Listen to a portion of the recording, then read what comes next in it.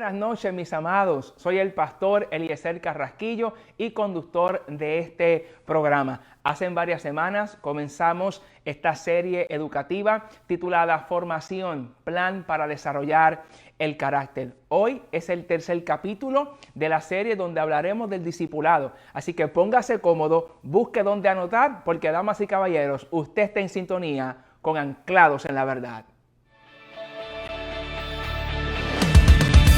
Ser transformado y cambiado por el poder de tu palabra que es vida y eficaz. Quiero amarte y servirte, vivir anclado en la verdad, pues tú sabes que en mi corazón solo hay deseos de agradarte.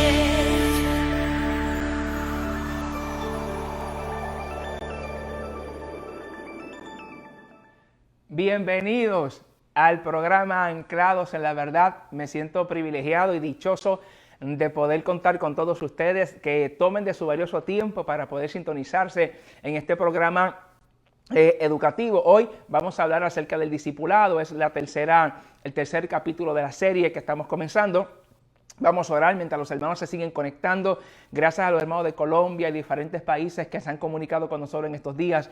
Vamos a orar para que la gracia del Señor sobre todas las cosas nos cubra y estos 30 minutos que usted nos está regalando de su valioso tiempo, lo aprovechemos al máximo para la gloria del Señor. Señor, te honramos, te glorificamos, te damos gracias por tu amor, tu misericordia, por esta bendición que tú nos concedes poder llegar a tantos corazones a la distancia. Te pedimos que tu nombre sea exaltado sobre todas las cosas y que tú nos dirijas, Señor amado, para que las vidas sean edificadas en ti, Señor. En el nombre de Jesús, amén y amén. Bueno, mis amados, hoy en el tercer capítulo de la serie Formación, Plan para Desarrollar el Carácter, vamos a hablar sobre el discipulado, algo muy importante, y queremos entrar de lleno en la materia que tenemos asignada para el día de hoy.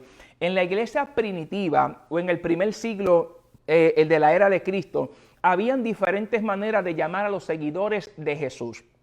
Y en el día de hoy quiero explicarle los nombres que se le atribuían en ese tiempo. Así que les voy a mencionar de los diferentes nombres que de alguna manera se le asignaban, ¿verdad? O los utilizaron para identificar a los seguidores de Jesús. Hoy les quiero mencionar 4 epítetos. Y usted me dirá, pastor, ¿qué es un epíteto? Le voy a explicar. Un epíteto es una expresión calificativa usada como un elogio o más frecuente como un insulto. Esto es según el diccionario de la Real Academia Española. Así que esto es importante saberlo porque en el tiempo de Cristo o después de su ascensión, una vez también los discípulos continuaron su marcha, ¿verdad? En los caminos del Señor. Habían diferentes maneras que ellos eran, ¿verdad? Pues llamados, y no necesariamente eran elogios. Habían momentos dados que el epíteto que le daban, ¿verdad? O el sobrenombre, por así decirlo, que le ponían a los seguidores de Jesús, en realidad tenía que ver también con un insulto. Pero ellos, como veremos a continuación, aunque algunos sobrenombres o epítetos eran como un insulto, ellos no lo tomaban con agravio, sino más bien era para ellos honroso. Es el llamado así. Así que le voy a mencionar en el día de hoy 4 nombres para los seguidores de Jesús en el primer siglo que le comenzaron a llamar. Número 1, les llamaban los del camino. Eso lo podemos ver en el libro de Hechos, capítulo 9, versículo 2. Y dice así la palabra del Señor. Recuerde que vamos a estar enseñando y vamos a ir constantemente a la palabra del Señor porque la Biblia es nuestro punto de referencia. Recuerde que este programa es un programa educativo, es un programa cristiano donde queremos enseñar la palabra del Señor. Así que constantemente vamos a hacer alusión a las Escrituras. En Hechos, capítulo 9, versículo 2, dice de la siguiente manera: y le pidió cartas para la sinagoga de Damasco, a fin de que se hallase algunos hombres o mujeres de este camino. ¿Ve cómo los identificaban? Gente de ese camino. Y le decían los del camino, los trajese presos a Jerusalén. El segundo nombre o sobrenombre o epíteto que le decían a los seguidores de Jesús eran los nazarenos. Eso se encuentra en el libro de Hechos, capítulo 24, versículo 5. Dice así, y este versículo lo voy a leer en la Nueva Traducción Viviente. Dice así: hemos descubierto que este hombre es un alborotador que constantemente provoca disturbios entre los judíos por todo el mundo. Es un cabecilla, escuche bien, de la secta conocida como los nazarenos. Así que también se le conocían a ellos como los nazarenos. Otro nombre que se le atribuía a los seguidores de Jesús eran conocidos como cristianos. Y esto lo podemos ver en Hechos capítulo 11, versículo 26, donde dice: y se congregaron allí todo un año con la iglesia y enseñaron a mucha gente, y a los discípulos se les llamó cristianos por primera vez en Antioquía. Yo quiero detenerme para explicarle algo cultural muy importante. No dice que ellos mismos se llamaban entre sí. Dese cuenta que el versículo dice: y se les llamó. Así que la óptica es distinta. Una cosa es como la gente no cristiana veía a los seguidores de Jesús, y otra cosa es como ellos se veían entre ellos mismos. Entre ellos se llamaban los santos, los hermanos. Sin embargo, otras personas le daban algún tipo de calificativo a los seguidores de Jesús. Así que no dice que ellos se llamaron, dice que se les llamó cristianos por primera vez. Horton, en el comentario bíblico que él hace sobre el libro de los Hechos, en la página 126, este autor explica algo muy interesante sobre la época, y es que él dice que los soldados que estaban bajo las órdenes de algunos generales romanos tomaban con frecuencia el nombre de su general y le añadían el sufijo iano, en latín ianus, en griego ianos. ¿Qué significa esto? Para que me pueda entender. Por ejemplo, si los seguidores de César, si estaban bajo las órdenes de César, bajo, ¿verdad?, el ejército romano, pues le llamaban cesarianos. Tomaban el nombre de su líder, ¿verdad?, y le añadían el sufijo iano. Los de Pompeyo les llamaban, ¿verdad?, pues pompeyanos. Así que al llamarle a los seguidores de Jesús cristianos, lo que le están diciendo es que eran soldados o partidarios de Jesús. Así que era una manera también de decirlo. Pero la realidad del caso es que muchos de estos epítetos o sobrenombres que le ponían, algunas veces lo utilizaban de una manera como insulto, como les dijo ahorita. Sin embargo, para ellos no era nada malo que les llamaban de esa manera, porque tomaban ese título con dignidad. Y el cuarto nombre, por así decirlo, que se le llamaban a los cristianos, pero ya más bien usted se da cuenta que es algo que Jesús mismo es el que le habla a ellos, y es el término discípulos. Muy importante, diferente. Una cosa es como me pueden llamar a mí, una cosa es como me identifican, y otra cosa también es como el Señor, lo que el Señor, ¿verdad?, pues dice. Y este concepto de discípulo, dése cuenta en Marcos capítulo 14, versículo 14.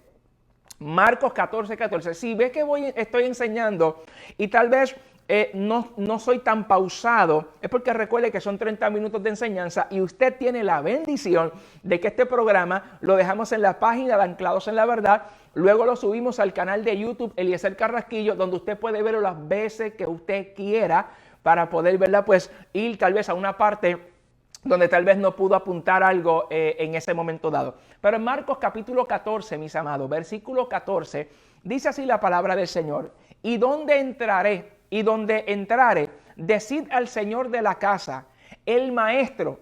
Esto es Jesús dando un mensaje. El maestro dice: ¿dónde está el aposento alto? ¿Dónde está el aposento donde he de comer la Pascua con mis discípulos? Así que esto es un término que Jesús mismo utilizaba para sus seguidores. Ahora bien, cabe señalar que el concepto discípulos no se origina en el Nuevo Testamento. Amén. Esto es importante, no se origina en el Nuevo Testamento. De hecho, hay muchas cosas que nosotros utilizamos en el Nuevo Testamento que se originaron en el Antiguo Testamento, pero eso es otro tema para otra enseñanza. Así que habían discípulos realmente en el Antiguo Testamento, y le voy a dar dos evidencias bíblicas. La primera es Primera de Crónicas, capítulo 25, versículo 8, donde dice el versículo: y echaron suerte para servir por turno, entrando el pequeño con el grande. Lo mismo es el maestro que el discípulo. Ya vemos en el Antiguo Testamento utilizándose el término discípulo. También en Isaías, capítulo 8, versículo 16, dice, ata el testimonio, sella la ley entre mis discípulos. Así que está claramente evidenciado que la expresión o el término discípulos no era algo que Jesús inventó en el Nuevo Testamento. De hecho, hago un paréntesis para decirle, hay muchas cosas que Jesús utilizaba en el Nuevo Testamento que en realidad Él no se las inventó. Eran conceptos ya existentes. Esto es importante que usted entienda, como por ejemplo la parábola. Las parábolas eran algo que Jesús utilizaba constantemente, pero la parábola Jesús no se la inventó. La parábola en realidad es algo que se venía utilizando desde el Antiguo Testamento, porque cuando el profeta Natán va a confrontar a David sobre el pecado con Betsabé, usted se va a dar cuenta que el profeta Natán lo que utilizó fue una parábola para confrontar a David. Así que el método parabólico en realidad se utiliza desde el Antiguo Testamento, pero nadie lo utilizaba y lo dominaba como Jesús lo hacía. Pero es importante que sepamos esto, ¿eh? Así que el término discípulos es algo también que viene del Antiguo Testamento. Permítame definir el término sobre qué es un discípulo y vamos a utilizar definiciones que usted pueda entender.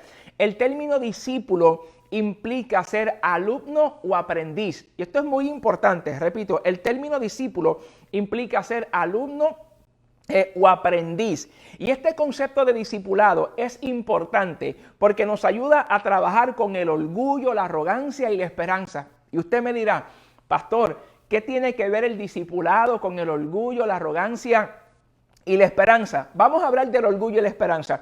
¿Cómo el discipulado me ayuda a trabajar con mi orgullo y con mi arrogancia? Bueno, porque cuando usted se crea la última Coca-Cola del desierto, recuerde que es alumno. Eso significa que usted está aprendiendo y que no lo sabe todo. Llega un momento dado que tal vez nosotros pensamos o sentimos que dominamos en alguna área o en alguna materia. Por ejemplo, yo que gracias a la misericordia del Señor llevo predicando más de 20 años el proyecto educativo Anclados en la Verdad.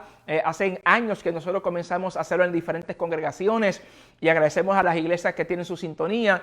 Pero la realidad del caso es que no importando lo que uno haya aprendido o cuánto tú piensas que puedes dominar algún tema en particular, el tú recordar que eres un discípulo te está diciendo, hey, a tu orgullo y a tu arrogancia, recuerda que tú sigues siendo un estudiante, que tú tienes mucho que aprender. Hermano, cuando usted ve a alguien arrogante, altivo, orgulloso, es porque en realidad se le ha olvidado que él es un aprendiz, es un alumno, y que no importando los años que usted lleve en el Evangelio, en Cristo nunca dejaremos de aprender. Eso significa que toda la vida seguiremos siendo discípulos del Señor. Así que cuando me quiero sentir más allá, debo de recordar, yo soy un aprendiz, soy un alumno. No me voy a creer la última Coca-Cola del desierto, porque la realidad es que todavía me falta mucho por aprender. Y de hecho, el apóstol Pablo tocó este concepto para trabajar tal vez con esta área de nuestra vida emocional, porque en 1 Corintios capítulo 4, versículo 7, Pablo, una de las cosas que dice en ese versículo es, ¿qué tienes que no hayas recibido? Y si lo recibiste, ¿por qué te glorías como si no lo hubieras recibido? En otras palabras, todo lo que nosotros poseemos, sea a través de un libro, a través del Espíritu Santo, la oración, a través de un estudio bíblico del pastor, todo lo que nosotros tenemos, de alguna manera, nosotros lo hemos recibido. Así que no nos gloriemos como si lo que tenemos no nos lo dieron. Así que, no importando lo que usted sepa o cuánto siente que domina, siempre seguirá siendo un aprendiz y un discípulo del Señor. Usted se atreve a decirle ahí en su casa donde usted está, es cierto, Señor, ayuda a mi orgullo, no permitas que sea arrogante, porque por más que tú me des, siempre voy a seguir siendo un discípulo del Señor.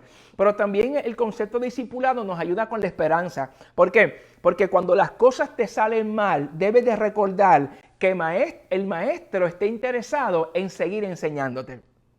Así que el discipulado me puede ayudar para la arrogancia y para el orgullo, para entender que todavía soy un aprendiz por más que pienso que puedo saber, pero me ayuda también con la esperanza. Cuando algo me sale mal, debo de recordar, Él es mi maestro y Él está interesado en seguir enseñándome. Cabe señalar, escúcheme bien, que Jesús no solamente tenía discípulos hombres, también dentro del discipulado que Jesús ofrecía había mujeres en el discipulado de Jesús. Y yo tal vez, esto puede ser que le choque tal vez a alguna que otra persona, pero bíblicamente, hermanos, nosotros tenemos que enseñar la verdad. Y la verdad es que había mujeres que estaban en el discipulado de Jesús. Un ejemplo, cuando vamos al Evangelio de Lucas, capítulo 10, versículo 38 y 39, mire lo que dice el Evangelio de Lucas. Aconteció que yendo de camino entró en una aldea y una mujer llamada Marta le recibió en su casa. Esta tenía una hermana que se llamaba María, escuche bien que le voy a hablar de María, la cual sentándose a los pies de Jesús oía sus palabras. Usted escucha esa expresión, María sentándose a los pies de Jesús, ella oía sus palabras. El autor de diferentes libros, conocido como Kenneth Bailey, él enseña algo sobre la expresión sentarse a los pies. Y él dice que sentarse a los pies de un rabino significa que uno era discípulo. De hecho, y es el concepto que Pablo utilizó para demostrar que él había sido discípulo de Gamaliel. Porque en Hechos, capítulo 22, versículo 3, el apóstol Pablo dice, yo de cierto soy judío, nacido en Tarso de Sicilia, pero criado en esta ciudad, instruido a los pies de Gamaliel. Así que lo que Kenneth Bailey dice bíblicamente es correcto y él alude a la cultura, que en ese tiempo tú decir yo fui instruido a los pies de cierto maestro es porque en realidad era atribuirse que tú estabas en el discipulado.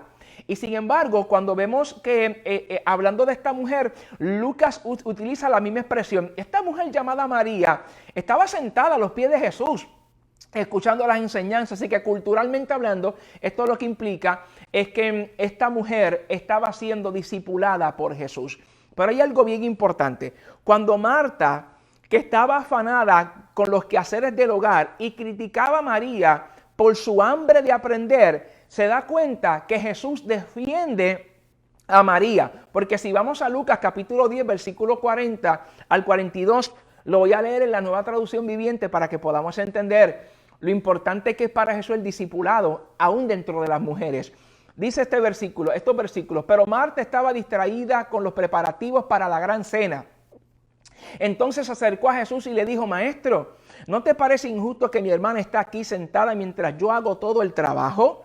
Dile que venga a ayudarme. El Señor le dijo, mi apreciada Marta, estás preocupada y tan inquieta con todos los detalles. Hay una sola cosa por la que vale la pena preocuparse. María la ha descubierto y nadie se la quitará. Esto es poderoso. Aquí hay una gran enseñanza. ¿Por qué? Porque tenemos una hermana afanada con los quehaceres de la casa, que la comida esté lista, que todo esté limpio. Y tenemos otra hermana que no necesariamente era descuidada en el hogar, sino que ella aprendió a establecer prioridades. Y cuando una hermana viene donde Jesús a darle queja de la otra que está en el discipulado, Jesús le está diciendo, déjala tranquila porque ella ha descubierto la mejor parte y nadie se la quitará. Aquí hay una enseñanza. Para Jesús, un buen discípulo es mejor que una buena comida. No voy a repetir eso. Para Jesús, un buen discípulo es mejor que una buena comida. Yo quiero detenerme en este momento dado para dirigirme un momentito a las madres, a las mujeres. Yo sé que es importante trabajar en la casa, los quehaceres, pero mis amadas hermanas, no permita que los afanes de la vida la ahogue de tal manera que usted se pierde el discipulado que Jesús le quiere dar en su propia casa. Me dirijo ahora a los esposos, a los maridos. A usted no le va a restar en sombría que en algún momento dado, por ejemplo, usted ve a su esposa y diga, en este momento dado, mi amor, yo voy a fregar para que tú puedas estudiar la palabra un ratito, o yo me voy a encargar de los nenes. Nosotros debemos de colaborar en el hogar, porque bíblicamente le estoy enseñando que no solamente el discipulado y la formación es para los hombres, las mujeres también, el Señor les está interesado en ellas y quiere darle una buena formación, porque Él tiene planes, no solamente para usted, hombre, también Dios tiene planes para su esposa. Ahora bien, ¿por qué los discípulos o el discipulado es tan importante para Jesús? Porque los discípulos, escuche bien, los discípulos son personas deformadas que están siendo formadas para mostrarse como esperanza hacia otros deformados. Esto suena como un trabalengua, lo voy a repetir. Es bien importante el discipulado porque tú te conviertes en una evidencia para el mundo que está deformado. ¿Qué hace el Señor? Toma un deformado, lo comienza a formar y lo presenta como evidencia para otros deformados. Traducido en arroz y habichuela, una vez el Señor comienza a formarte, te usa a ti como punto de referencia para que el mundo pueda ver a través de ti lo que Él es capaz de hacer. Usted se atreve donde usted está, decirle, Señor, permite que tú puedas verte a través de mi vida y que el mundo pueda tener la esperanza de que a pesar que el mundo los ha golpeado con ímpetu y que están deformados, en ti hay esperanza para recibir una buena formación. Cuando un deformado acepta a Cristo como su Salvador, se comienza a caer una ceguera espiritual. Escuche bien, lo primero que debe de ver un deformado es la imagen de uno que ha sido reconstruido. Yo le voy a explicar algo ahora que tal vez va a ser un poquito incómodo, pero lo tengo que explicar porque estamos comprometidos con la verdad. Pero antes de eso, quiero que vayamos a Hechos capítulo 22, versículo 12 al 13. Mire lo que dice. Ahora le voy a explicar un deformado, cuál es la experiencia que tuvo en su primer proceso de formación. Dice Hechos 22, versículo 12 al 13. Entonces uno llamado Ananías, varón piadoso según la ley, que tenía buen testimonio. Ananías tenía buen testimonio de todos los judíos que allí moraban. Vino a mí, dice Saulo de Tarso, vino a mí acercándose, me dijo, hermano Saulo, recibe la vista. Y yo en aquella misma hora recobré la vista y lo miré. Saulo de Tarso era un perseguidor de la iglesia, tiene un encuentro con Cristo, cae en el camino hacia Damasco, impactado por la gloria del Señor. El Señor quería que este hombre tuviera una buena formación, porque el Señor sabía que el apóstol Pablo iba a ser un misionero impresionante, con la intensidad y la pasión de conquistar el mundo conocido. Pero ¿qué hace el Señor? Tú estás deformado, yo te voy a dar formación, pero yo te impacto y tú vas a quedar ciego. Pero cuando yo te quite la ceguera, yo voy a hacer que tú veas un Ananías que es un hombre de buen testimonio. En otras palabras, un deformado, cuando comienza a ver, lo primero que el Señor hizo que Saulo viera fue la imagen de uno que había sido formado por el Señor. Y aquí yo tengo que hacer una pregunta, con mucho amor y con mucho respeto, no solamente para ustedes, es algo que yo como pastor me debo de preguntar. Y la pregunta que debemos de hacernos es, cuando las personas llegan a nuestro templo, ¿qué están viendo? ¿La gente está viendo un montón de gente deformadas o la gente está viendo personas que están siendo reconstruidas por el Espíritu Santo? Porque si el Señor planificó que cuando Saulo de Tarso tuviera la visión de poder ver, lo primero que viera fue un hombre de buen testimonio, es porque era un hombre que estaba siendo reconstruido por el Señor. Y tenemos, mis amados, nosotros que hacernos esta pregunta. ¿Qué la gente ve cuando llega a nuestra congregación? ¿Está viendo gente formada o está viendo personas deformadas? Si a la congregación donde usted persevera, y permítame con mucho amor y respeto confrontarlo, si a la congregación donde usted persevera entra su compañero de trabajo y lo ve sentado en la banca, ¿qué va a decir? ¿Cuál es la expresión que va a tener? O va a decir, mira qué bueno que fulano ve esta congregación porque este hombre es un hombre de buen testimonio. Nuestra forma de vivir y nuestras ejecutorias son las que dicen en alta voz si nosotros estamos siendo reconstruidos o si nosotros solamente somos uno más de los deformados que hay en el mundo. Y yo quiero detenerme para hacer una nota aclaratoria. No toda la responsabilidad recae sobre los pastores y sobre los líderes. ¿Por qué es esto? Porque Judas tuvo el mejor maestro y todos sabemos cómo terminó. Hay personas que no importa el ambiente que cultives en la congregación, ellos están acostumbrados a la deformación. Hay personas que lamentablemente están tan acostumbrados a la deformación que se sienten incómodos, se molestan cuando tal vez usted desee darle formación. Pero nosotros tenemos que tener claro que nosotros somos la sal, la luz de este mundo y tenemos que tener un verdadero discipulado, tenemos que vivir una vida que dé testimonio, porque el Señor quiere que cuando a las personas la venda de sus ojos se les comienza a caer y el Espíritu Santo comienza a redarguir, qué bueno que cuando lleguen a un templo donde se adora al Señor, aquellas personas lo que vean sean personas de testimonio y personas que se nota que están siendo formadas. Mis amados, ¿por qué Cristo debe de ser formado en nosotros? Repito, ¿por qué Cristo debe de ser formado en nosotros? Porque Cristo es el hombre según la intención original. O sea, nosotros no tuvimos la experiencia de ver cómo Adán vivía en pura santidad antes de pecar. Sin embargo, los que vivieron en el primer siglo tuvieron la oportunidad de ver lo que es un hombre vivir sin pecado. De hecho, Cristo es conocido como el postrer Adán. Eso lo explicamos la semana pasada. Así que Cristo es el hombre según la intención original. ¿Qué Cristo hace o quiere hacer por el ser humano? Cristo le da al ser humano la posibilidad de un desarrollo completo dentro de la condición humana. ¿Por qué? Porque el ser humano moralmente es degradable. Cuando usted va en Eclesiastés capítulo 7, verso 20, dice, ciertamente no hay hombre justo en la tierra que haga el bien y nunca peque. Pero Cristo es el único ser humano que triunfó sobre el pecado. De hecho, cuando nosotros vamos al libro de Hebreos capítulo 4, versículo 15, mire lo que dice, porque no tenemos un sumo sacerdote que no pueda compadecerse de nuestras debilidades, sino uno que fue tentado en todo según nuestra semejanza, pero sin pecado. Que esto significa que Cristo tiene la ruta que nos lleva a la victoria y esa ruta se conoce como el discipulado. Así que, mis amados, es importante que nosotros prestemos atención a lo que estamos presentando en el día de hoy.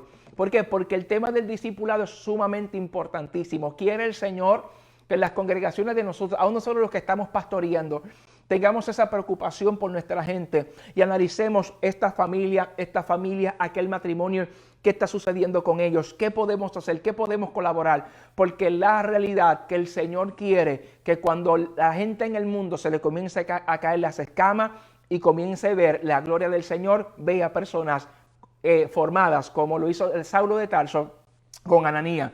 Así que, mis amados hermanos, en estos últimos minutos yo quiero decirles que para los que no saben, todos los que están interesados, nosotros hicimos un grupo y después de cada enseñanza nosotros enviamos las preguntas y ellos tienen varios días para poder contestar. Le enviamos las preguntas hoy, tan pronto se acabe el programa. Y le damos a los hermanos varios días. Les pedimos por favor que a más tardar el lunes ustedes puedan entregar las asignaciones que nosotros le damos. Si usted está interesado que las preguntas le puedan llegar, usted se comunica con nosotros, nos da su nombre, su número telefónico y con mucho gusto lo ponemos en el grupo y semanalmente lo vamos monitoreando. Le damos la pregunta, la asignación, usted nos las entrega, nosotros corroboramos y si hay algo que tenemos que irlo encaminando, lo hacemos con mucho gusto. La aportación que Anclados en la Verdad está haciendo para contribuir con el discipulado. Nosotros, no es que usted sustituya lo que está recibiendo en su congregación por esto, no. Nosotros solamente nos vemos nosotros como un brazo de apoyo para colaborar con la pastoral. Muy bien el trabajo que los pastores están haciendo, nosotros solamente estamos colaborando. Así que no diga, como yo vi el programa de Anclados, no me voy a congregar en la semana. No, congréguese en su congregación, sea fiel a la programación de su iglesia. Nosotros solamente estamos colaborando en el cuerpo de Cristo, porque para eso son los ministerios, para la edificación del cuerpo de Cristo. Así que los que estén interesados, recuerden, se puede ver con nosotros. Rápido, voy a hacer algo que no he hecho los miércoles anteriores, y es que le voy a decir las preguntas para esta semana. Pero si acaso no puede apuntar alguna, no se preocupe, porque tan pronto terminemos el programa, yo le doy clic al botón y les va a llegar a ustedes por el grupo de WhatsApp que nosotros tenemos. Pregunta para esta semana: ¿qué es un epíteto? Segundo en el día de hoy. Mencione 4 maneras en que eran nombrados los seguidores de Jesús y muestra evidencia bíblica. Tercera pregunta en el día de hoy. ¿El concepto de discipulado se originó en el Nuevo Testamento? Número 4. Muestra evidencia bíblica de la pregunta anterior. Número 5. ¿El discipulado es solo para hombres? Número 6. Muestra evidencia de alguna mujer en la Biblia en el discipulado de Jesús. Número 7. En la cultura judía, ¿qué significaba sentarse a los pies de un maestro?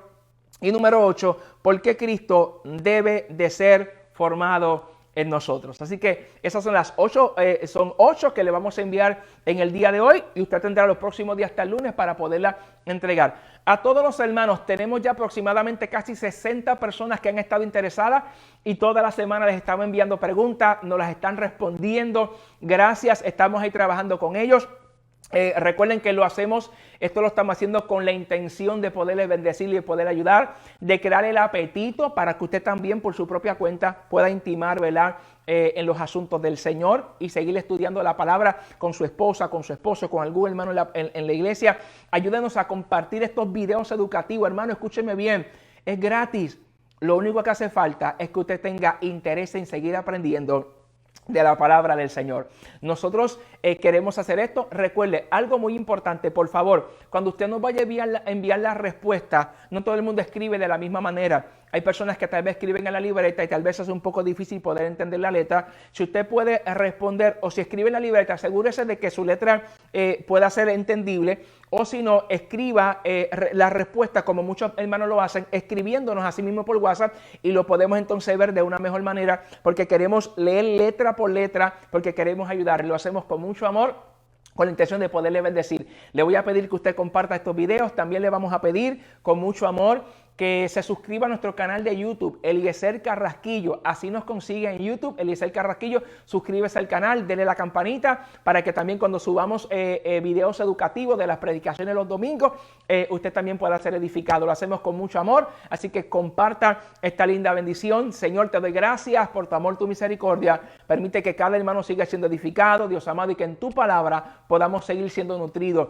Permite que haya una conexión maravillosa entre tu pueblo y el ministerio que tú has puesto en nuestras manos, que tengamos la humildad de entender que somos aprendices, que todavía necesitamos seguir creciendo y tú has provisto de herramientas como anclados en la verdad para que ellos puedan seguir siendo edificados en ti y en tu palabra. Gracias, Señor, en el nombre de Jesús. Amén y amén. Así que, mis amados, agradezco a todos la sintonía que han tenido. Estoy mirando ahora mismo los muchos nombres que tenemos, las personas que están aquí. Gracias a todos, les amamos. Será hasta el próximo miércoles a las 7:30 de la noche en un programa más de Anclados en la Verdad. Bendiciones. Hasta la semana que viene.